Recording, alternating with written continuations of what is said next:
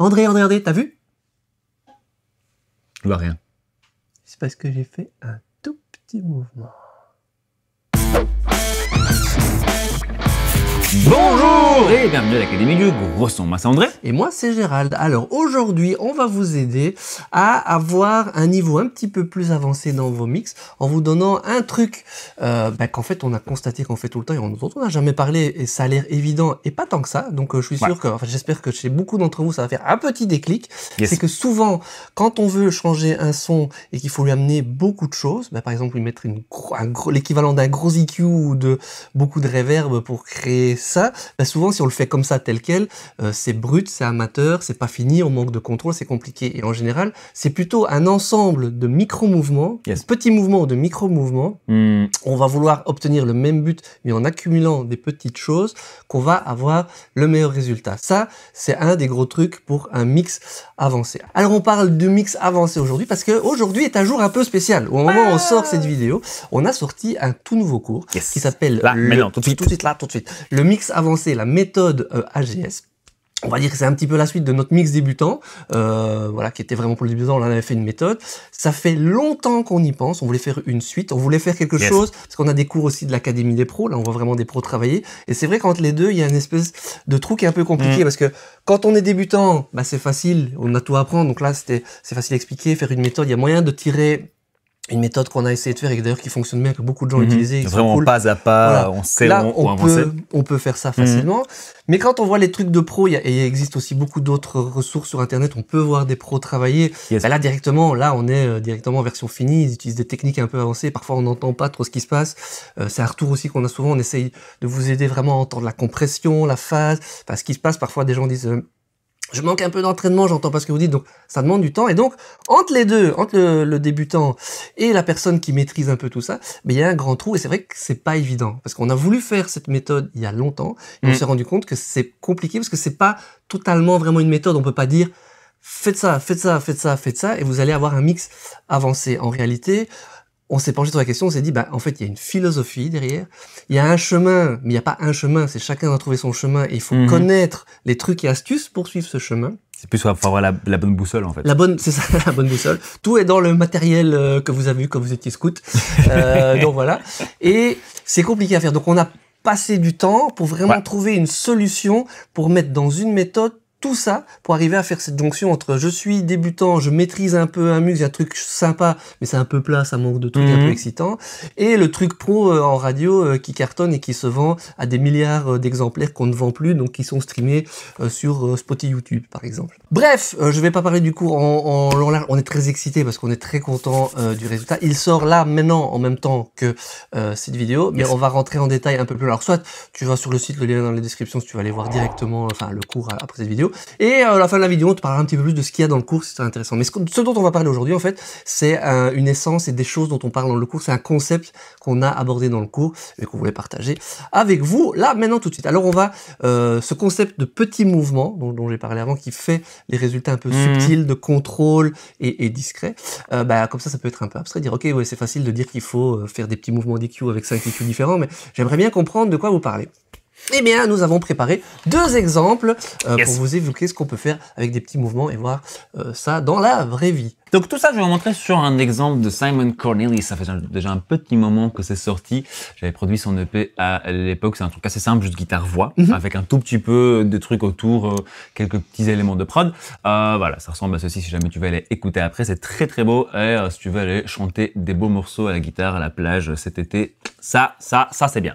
Donc, le morceau fini, le refrain du morceau fini sonne comme ceci. And we're free, running along the coast of the ocean. Yeah, we're free, running along the coast of the ocean. I got a surfboard on my roof and a bed in the bed of my van. Voilà, magnifique, hop, les lunettes de soleil et la plage. Donc, Ici, il y a deux choses intéressantes, je pense, à un tout petit peu analyser. C'est tout ce qui est traitement de ma voix et de ma guitare. Donc, ça a été enregistré ensemble, voix et guitare en même temps, comme vous voyez ici sur la photo. Et de deux, tout ce qui est un peu effet reverb, delay, qui voyage un peu autour de lui, qui crée donc toute cette ambiance autour. Parlons d'abord donc de tout ce qui est traitement sur la voix et la guitare. Alors, ce sera pas un tuto de comment mixer un guitare-voix parce qu'en fait j'ai déjà fait ça. La vidéo ressemble à ceci, ça fait déjà un petit moment qu'elle existe. Plutôt pour te montrer qu'en effet, c'est vraiment un ensemble de mouvements relativement petits. Je vais d'ailleurs te montrer, je peux enlever presque n'importe lequel de ces plugins ici sans que tu perçoives vraiment la différence. Par contre, quand on enlève tout en même temps, là vraiment il se passe un truc. Donc d'abord écoutons peut-être en solo. And we're free, running along the coast of the ocean. Et pour l'instant, on va aussi couper les effets. And we're free, running along the coast of the ocean. Et la guitare. And we're free, running along the coast of the ocean. Juste pour te montrer qu'il y a bien de la voix et de la guitare dans les micros de la guitare, puisque c'est enregistré ensemble. Anyway, donc, si j'écoute mon petit groupe ici, donc la piste voix et la piste des micro-guitares, donc c'est un peu mon son de voix, puisque la voix repasse dans les deux, tu vois que j'ai pas mal de petits plugins ici. J'ai des EQ, une deuxième, troisième, quatrième EQ, cinquième EQ ici. J'ai deux, non, quatrième, enfin, soit, c'est pas grave. Je sais pas compter, mais c'est pas grave. Tu me suis. J'ai deux DSR. Hop, à deux endroits différents, j'ai deux compressions l'une après l'autre, et sur la guitare j'ai encore quelques trucs en plus. Là je vois j'ai une EQ, 2, 3, 4, 4 EQ, une après l'autre. Mais pourquoi? Enfin, qu'est-ce qu'il fait ce monsieur? Tu les as achetés, tu voulais toutes les mettre? C'est vrai, c'est ça. Et en plus c'est même la même deux fois. Donc voilà, vraiment aucun sens ce mec. Il connaît rien. Il connaît rien, il comprend rien. Pourquoi est-ce que j'ai fait ça? Déjà écoutons un tout petit peu la différence entre tout ensemble, avec tous les plugins et sans aucun plugin. And we're free, running along the coast of the ocean. Yeah, we're free, running along the coast of the ocean. On est bien d'accord que la différence est assez marquée. Par contre, si je commence à faire juste un à la fois, essayons, je vais juste les enlever et tu me dis si tu entends une différence. Enfin, tu me dis, tu m'écris, tu laisses un petit commentaire. Ouais, j'ai entendu, ça a tout cassé. Hop. And we're free, running along the coast of the ocean. Yeah, we're free, running along the coast of the ocean. I got a surfboard on my roof and a bed in the back of my van. I got my Ray-Bans on and the wind is dancing with a... Tu entends bien, enfin j'espère que tu entends bien qu'à chaque fois que j'enlève juste un plugin à la fois, la différence est minime et difficile à percevoir. Et grâce à ça, donc c'est ce que j'ai réalisé tout à l'heure, grâce à ça, je peux avoir un changement assez drastique du son global tout en restant très naturel et assez transparent. J'ai pas l'impression qu'on entend le mix qui a été fait, j'ai juste l'impression que ma voix et ma guitare sont plus grandes, plus grosses, mieux traitées, enfin mieux contrôlées. Au niveau de la dynamique, on a réussi à réduire tout ça sans complètement squasher, sans complètement enlever la vie à ce qu'elle a réussi à mettre dans les micros. Au niveau des fréquences, maintenant on a quelque chose qui est bien équilibré, il y a beaucoup de détails, il y a beaucoup de bas, il y a un beau truc qui s'ouvre dans tous les sens. De nouveau, quand j'enlève tout. And we're free, running along the coast of the ocean. Yeah, we're free. On a réussi à un peu pousser toutes les limites sans pour autant changer quoi que ce soit d'important dans le son. Je ne dis pas absolument qu'il faut éviter de faire des grands mouvements de mix. Parfois, quand il faut, il faut. Ça, c'est sûr. Quand tu as besoin de faire un truc important, voilà. Je te montrerai tout à l'heure d'ailleurs un exemple dans la même session d'une des pistes qui a été traitée fort parce qu'elle a besoin d'être traitée fort. Ok, tout ça étant dit, voilà, je pense que vous avez compris le principe. Spécifiquement, comment est-ce que moi personnellement je l'aborde? Alors, et c'est d'ailleurs ce que j'entends énormément de gens dire de manière générale, et c'est ce que nous on essaie de vous dire à longueur de journée, c'est que on va souvent commencer par un peu d'EQ, par un tout petit peu de réajustement fréquentiel, rééquilibrage fréquentiel comme on dit. Donc je vais pas par exemple avoir une EQ, tiens, je vais enlever d'ailleurs toutes les autres choses après. On va juste écouter le micro-voix. And we're free, running along the coast of the ocean. Voilà, elle sonne un tout petit peu fermée, un peu comme ça, et un tout petit peu petite. C'est une grosse voix, on veut bien qu'il prenne un peu de place, qu'il te fasse un peu vibrer. Donc qu'est-ce que je fais ici? Je booste dans le bas pour lui donner un peu de grosseur, je booste dans l'aigu pour ouvrir tout ça, et je fais 2 petits mouvements de EQ au milieu pour un peu renettoyer, rebalancer. On réécoute. And we're free, running along the coast of the ocean. Ok, cool, voilà. J'ai boosté beaucoup dans le haut pour ouvrir toute cette voix, mais donc ensuite, je dois contrebalancer ça avec un tout petit peu de contrôle. J'ai ouvert beaucoup dans le haut, maintenant j'ai des S qui ressortent un peu. Par exemple ici sur Coast of the Ocean, Along the coast of the ocean. notamment sur Sean, il y a un tout petit peu trop d'énergie et ça va ressortir dans le mix. Donc, je mets un petit dessin. Along the coast of the ocean. Et voilà, c'est exactement Coast et Ocean qui sont rattrapés, mais juste un peu. Pour l'instant, c'est contrôlé, c'est cool, mais voilà, maintenant cette voix est un tout petit peu plus équilibrée, un peu plus contrôlée. Ensuite, j'ai 2 EQ qui sont automation, donc eux ils s'activent que quand j'en ai besoin à un certain moment même bien spécifique, pour l'instant n'en parlons pas. Je passe ensuite dans un peu de compression. J'ai un premier compresseur qui est là pour rattraper un peu les plus gros mouvements et commencer à contrôler un peu sa dynamique. Il a des gros mouvements de volume, entre ça par exemple ici, Nobody can tell us where to go or to be. et ceci. I got a surfboard on my roof and a bed in the back of my van. Voilà, on a des gros mouvements de volume, donc il va falloir compresser tout ça. Si j'essayais de faire tout ça avec une seule compression, ça ferait des mouvements beaucoup trop violents, j'aurais du mal à vraiment régler la chose pour que ça fonctionne tout le temps. Ça fonctionnerait sur certaines syllabes, pas sur d'autres. Donc, pour ça, je fais ça en plusieurs couches. Premier compresseur qui travaille d'ailleurs à peine. Pour ça, je dois ajouter l'autre piste parce qu'évidemment, c'est un compresseur qui travaille sur les deux ensemble. I got a surfboard on my roof and a bed in the back of my van. Je bouge à peine, voilà. Ensuite, je mets un deuxième qui continue ce travail de manière un tout petit peu plus importante. I got a surfboard on my roof and a bed in the back of my van. Voilà, là, on commence à avoir un tout petit peu de densité, un peu de contrôle. Hop, tout s'est mis un peu ensemble. Je fais écouter avec et sans les deux. I got a surfboard on my roof and a bed in the back of my van. Voilà, là, on n'a plus ce truc qui bang, mais c'est, comme tu vois, à chaque fois, c'est des tout petits mouvements. Ça bouge à peine. Qui sont focalisés sur des moments, des endroits, que ce soit les EQ, c'est pour des plages bien spécifiques, à différents outils pour des plages spécifiques, et ici c'est des compresseurs qui travaillent pour des moments C'est ça. différents, un tout petit peu chacun son moment et son endroit en fait. Absolument. Et en plus, c'est des compresseurs différents, donc ils ont des vitesses différentes. Ils ont des enveloppes de mouvement un tout petit peu différentes. Donc toutes ces choses-là créent un mouvement plus complexe, plus musical, plus naturel, finalement plus transparent dans son ensemble qu'un seul compresseur qui travaille fort. Ensuite, nous avons encore un peu de EQ de nettoyage. I got a surfboard on my roof and a bed in the back of my van. Qui était là tout le temps. Ça venait un peu du micro, de la pièce. Voilà, il y avait vraiment une fréquence comme ça qui sortait très fort. Preset anti-klaxon, ça. Je le reconnais. À 2 kHz précise, voilà. Et ensuite, encore un DSR. Alors, j'en avais déjà un.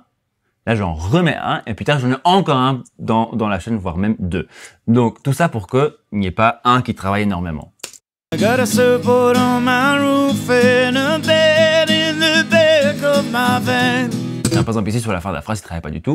I got a surfboard on my roof and a bed in the... Ici, un petit S, à peine 1-2 dB. Hop. Et c'est pas les mêmes réglages, évidemment. C'est pas le même réglage. Je vous montre les deux DSR. Donc ça, c'est celui qui est sur la piste de base, celui à droite là, et celui-là ici est sur le groupe des 2 pistes.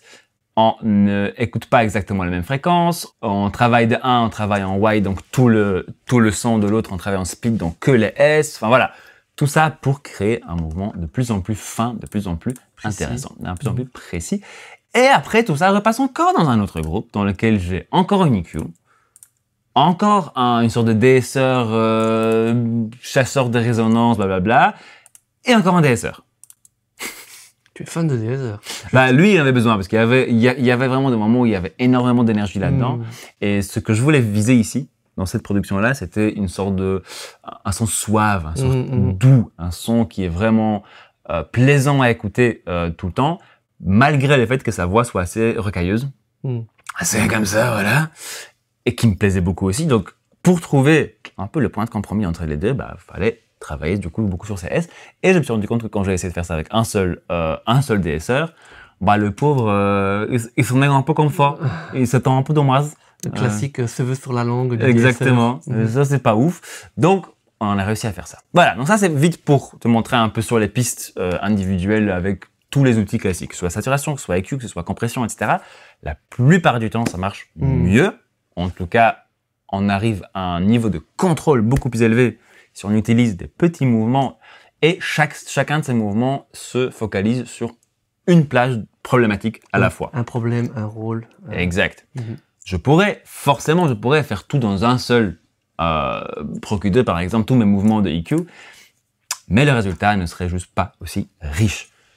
Contre-exemple, parce qu'évidemment, c'est pas pour autant que c'est toujours comme ça. Quand une piste a besoin de beaucoup de travail, elle a besoin de beaucoup de travail. Point. Ici, j'ai une piste de room. Donc, c'était un micro en plus dans la même pièce au même moment, dans la même prise, qui sonne comme ça, mixé.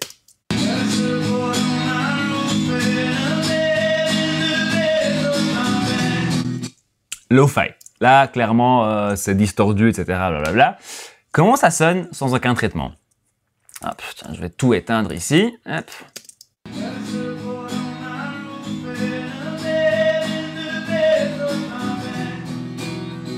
Beaucoup moins.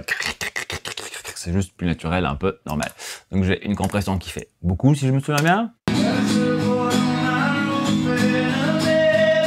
En effet, ça éclate complètement. Voilà, j'ai une EQ.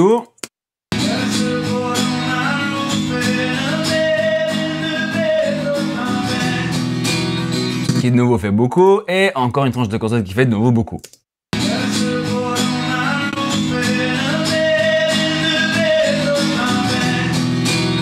Alors ici, le but pour cette piste-là était de la caser un peu en dessous et donner une sorte d'énergie comme ça, un peu difficile presque à contrôler. Mais puisque c'est une couche en plus, alors, qui est un peu caché, bah ici c'est pas du tout un problème et surtout c'est ça que j'avais besoin de faire pour obtenir l'effet voulu, parce que sinon cette room marche juste pas du tout. Il y a deux contre-exemples. Il y a celui où on peut effectivement y aller fort. Il y a aussi le fait qu'une source n'ayant pas besoin de beaucoup de travail, on n'est pas obligé de mettre plein de plugins et de petits mouvements. Peut-être qu'un plugin avec un gros ou un petit mouvement suffit aussi. On n'est pas obligé de faire plein de petits mouvements. C'est en fonction des vrais besoins. C'est le deuxième contre-exemple. Voilà. C'est ça. Peut-être le dernier truc ici à dire avant de passer au prochain exemple, c'est que de mon expérience, tout ce qui est au premier plan, tout ce qui est voix, tout ce qui est notamment batterie, les basses, etc. En général, ça prend beaucoup mieux cette philosophie de petits mouvements. Ils sont devant, donc on parce peut qu'ils sont pas devant. entendre. On peut pas entendre tout ce qui est artefact, tout ce qui est des choses un peu moches qui sont sorties. Ça doit être l'impression d'être naturel. Moi, les plus beaux compliments que les gens me disent, c'est ils me demandent, tiens, t'as fait quelque chose sur la voix? Et tu sais que t'as 10 plugins, ouais, exact. Voilà, et ça, c'est depuis que j'utilise cette philosophie, enfin, depuis que je fais des mix beaucoup plus avancés et professionnels. Que, voilà, ça, c'est le compliment. C'est, et qu'est-ce que tu as fait sur la voix? Ou tu as fait quelque chose sur la voix? Ou je ne sais pas si tu as mis un effet, enfin, sur la voix ou sur n'importe quoi. Et ça, on y arrive par cette philosophie. C'est ça. Je te laisse continuer la démonstration. Absolument, absolument vrai. Par contre, tout ce qui est élément un peu de deuxième rang, là, souvent, je me permets des mouvements beaucoup plus drastiques, justement aussi pour contraster un peu les choses. Deuxième exemple de cette approche-là, c'est donc pas seulement mélanger des effets directs sur la piste, mais aussi, ça fonctionne très bien avec tout ce qui est effet en parallèle. Que ce soit des reverbs, que ce soit des délais, que ce soit des saturations, n'importe quel type de truc qui se travaille un peu autour de vos pistes. En général, ça marche mieux, en tout cas c'est plus riche, plus intéressant, plus émotionnellement impactant et plus musical quand on mélange différentes choses. Je remets un peu les effets temporels. Comme tu vois ici, j'en ai quelques-uns. J'ai 1, 2, 3 reverbs et 1, 2, 3 délais. Alors oui, c'est reverb 1, 3 et 4, tout à fait normal.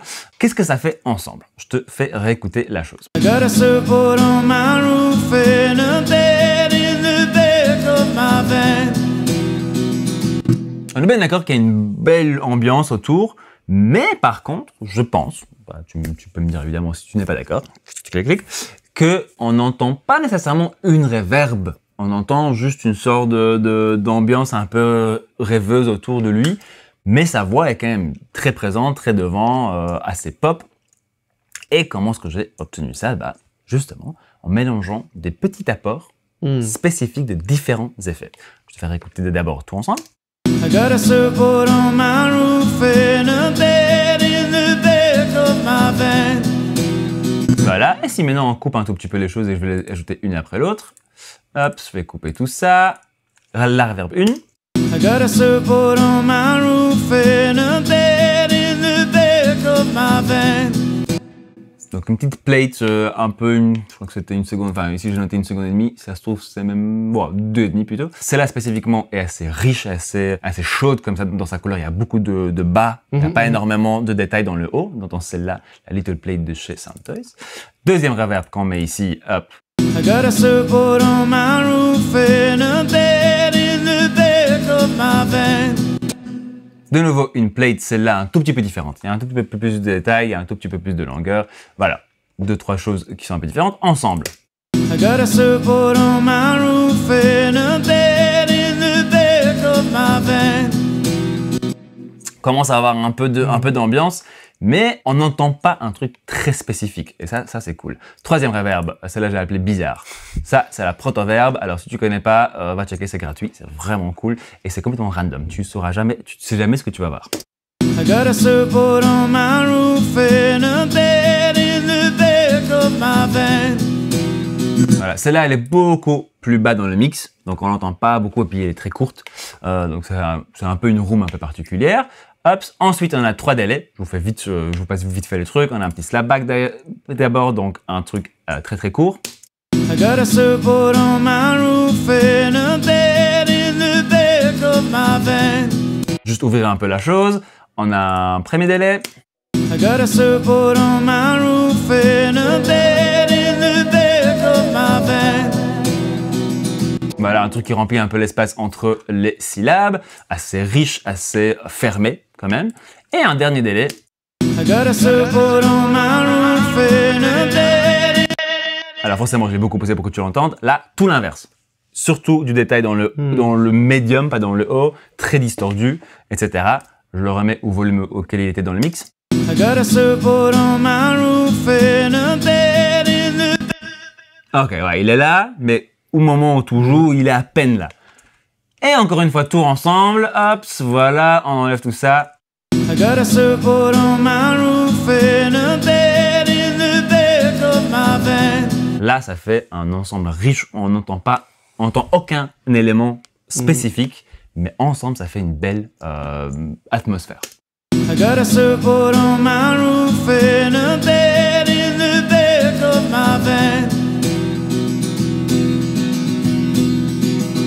I got my Ray-Bans on and the wind is dancing with her hair.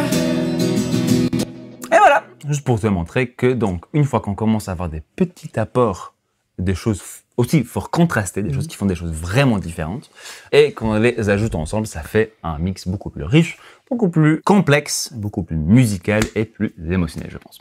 Moi, ce que j'entends ici, c'est que, effectivement, bon, alors évidemment, on entend qu'il y a de la reverb, mais on n'entend pas une reverb comme typique où on entend une pièce. Ici, on a entendu quelque chose de custom, d'un peu fait sur mesure. Et c'est pas les années 80 avec... Voilà, c'est ça. On dit pas, ouais, là, on est dans une hall, on est dans un machin. Là, on a un truc beaucoup plus fin et sophistiqué. Et le principe est également le même si on veut faire créer une ambiance, mais quasi inaudible. Celle où on dit, tiens, t'as pas mis de reverb sur la voix alors qu'il y en a une. C'est le même principe en mélangeant des petites choses. Et par contre, quand on l'enlève, tout d'un coup, poup, la voix a l'air sèche. Et voilà, très studio, acoustique de studio. Et quand on remet ça, elle est naturelle. Par contre, si on met juste une reverb, bah on entend, ah oui, tiens, c'est une room. Ah, il chante dans ses toilettes. Si, et c'est souvent le si son vous avez de toilette ce genre comme de ça. problème, ouais. voilà, c'est le fait de nouveau de faire ces petits mouvements qui crée un truc naturel en fait et qu'on peut être très custom. Si vous avez trouvé ça cool, ça c'est qu'un petit pourcentage de ce que vous allez pouvoir trouver dans le cours qui vient de sortir dont on a parlé au début. Donc dans ce cours on va parler de toutes ces techniques là et bien plus encore. Donc si ça vous intéresse, dans ce cours j'explique vite fait ce qu'il y a dedans, mais sinon il suffit d'aller voir sur le site. On va parler de philosophie d'un mixeur ou une mixeuse avancée parce que il y a une façon de penser comme celle-là par exemple. Ensuite comme on pouvait pas faire une méthode classique, et c'est ça la vraie difficulté, et je pense que c'est pour ça qu'on n'en trouve pas beaucoup. Je sais même pas si ce qu'on a fait existe vraiment, mais bon voilà, on essaie de faire ça en tout cas à notre sauce. C'est que on ne pouvait pas donner une méthode de dire voilà, faut faire ça, faut faire ça, faut faire ça. Mais donc on a donné une espèce de checklist qui permet de choisir à chaque fois les embranchements dans tous les chemins possibles pour que vous puissiez choisir votre chemin vers un résultat avancé. Et même j'ai presque envie de dire avancé à force d'utiliser la méthode et d'expérience presque jusqu'à pro en fait, parce que c'est ce qu'on retrouve là-dedans, c'est l'essence même de ce que font les pros ou ce que nous on fait au quotidien dans nos métiers de tous les jours. Dans cette méthode, forcément on a retravaillé un petit peu les outils parce que la compression, l'EQ, tout ça, saturation, délai, reverb, voilà, vous connaissez, mais il était temps d'en remettre une couche et d'aller vraiment en parler en tant que les outils pour les pros et comment on s'en sert et vraiment les paramètres importants à connaître. Donc c'est la version un peu au-dessus de tout ce qu'on a pu évoquer jusqu'ici en termes des outils. Et alors il y a une autre partie très cool aussi, c'est toutes les techniques avancées, tout ce qu'on a envie de savoir quand on se dit je sais pas comment donner de la précision ou du punch, la compression parallèle on la connaît, mais aussi les traitements parallèles, enfin il y a plein de techniques comme ça. On a fait vraiment un inventaire des plus courantes, celles qu'il faut absolument connaître pour pouvoir appliquer tout ce qu'on a mis, cette philosophie de mix avancé, faire son chemin et comment utiliser tout ça pour arriver à un mix. On a vraiment mis l'essence de nos dizaines d'années d'expérience mélangées, de tout ce qu'on a observé des pros avec qui on a travaillé, de tout ce qu'on a consommé comme apprentissage sur le sujet. On a extrait ça et on a mis cette essence dans ce cours parce que c'était vraiment très compliqué de dire ok, débutant je vois, des pros je vois comment ils travaillent, mais comment on fait la jonction entre les deux. Donc on espère que ce sera le chaînon manquant sur tout ça. Si t'as trouvé tout ça passionnant et que t'as encore jusque là, que t'as pris des trucs dans cette vidéo, je te conseille vraiment d'aller voir ce cours. Pour le reste, on continue à enregistrer, c'est bien, on continue à mixer, maintenant on fait des petits mouvements comme ça, c'est nickel. Et à la fin, tout ça c'est pour faire quoi? C'est pour faire quoi? Pour faire de la musique.